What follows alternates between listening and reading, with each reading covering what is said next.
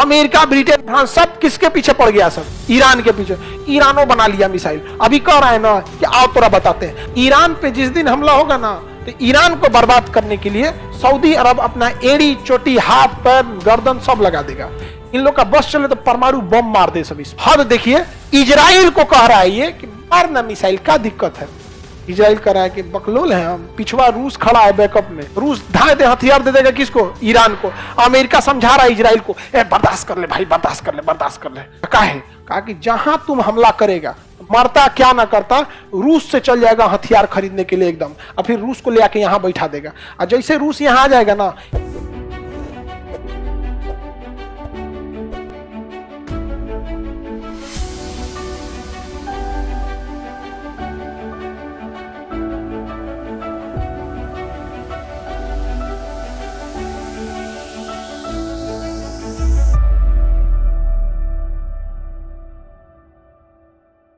जो देश को जितना टॉर्चर किया जाएगा ना, जितना टॉर्चर किया जाएगा, वो लड़ना सीख जाएगा।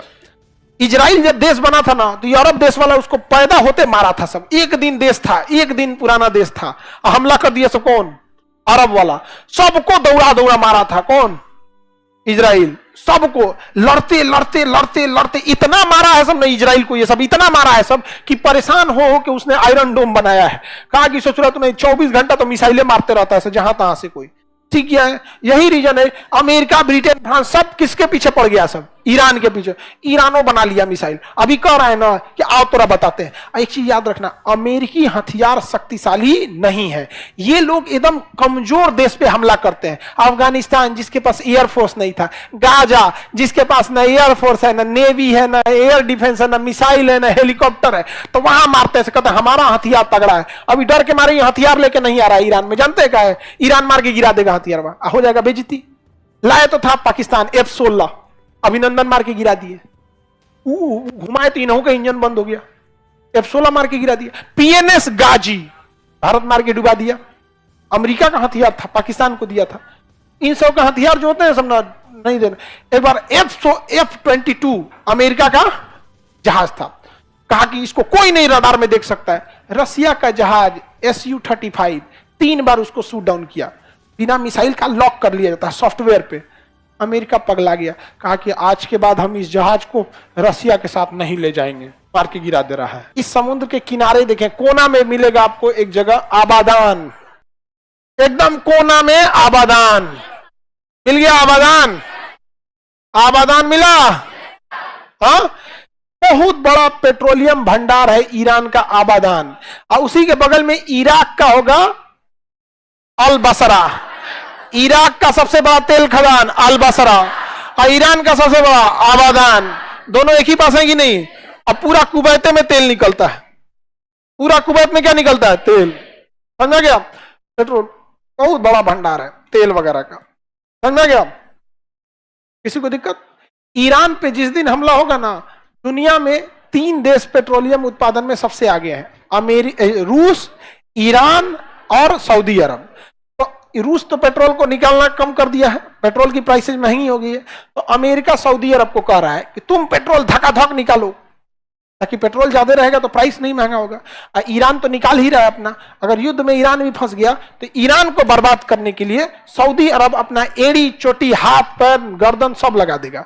इन लोग का बस चले तो परमाणु बम मार दे सब इस पे।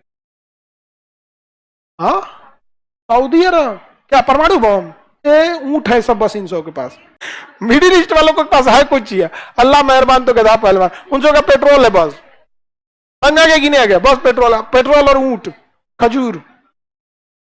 ऊंट पे बैठो, खजूर खाओ, लेकिन पेट्रोल है। वही हो गया यहाँ पे। अभी ये अमेरिका को कह रहा है मारो। हद देखिए, इजराइल को कह रहा है ये कि मारना मिसाइल, का दिक्कत है? इजराइल कह रहा है कि बकलोल है हम, पिछवा रूस खड़ा है बैकअप में। कौन खड़ा है? रूस खड़ा है बैकअप में। रूस धाए दे हथियार दे देगा किसको? ईरान को। अमेरिका समझा रहा है इजराइल को, बर्दाश्त कर ले भाई, बर्दाश्त कर ले, बर्दाश्त कर ले। कहा कि जहां तुम हमला करेगा, मरता क्या ना करता, रूस से चल जाएगा हथियार खरीदने के लिए एकदम, और फिर रूस को ले आके यहां बैठा देगा। और जैसे रूस यहां आ जाएगा ना, ये सब अमेरिका के दोस्त है। सब किसके दोस्त है? सब अमेरिका। इसलिए अमेरिका समझा रहा है भाई, जोन भल तो छोड़ दो, भुला जाओ, तू तो मरले बड़ा हो।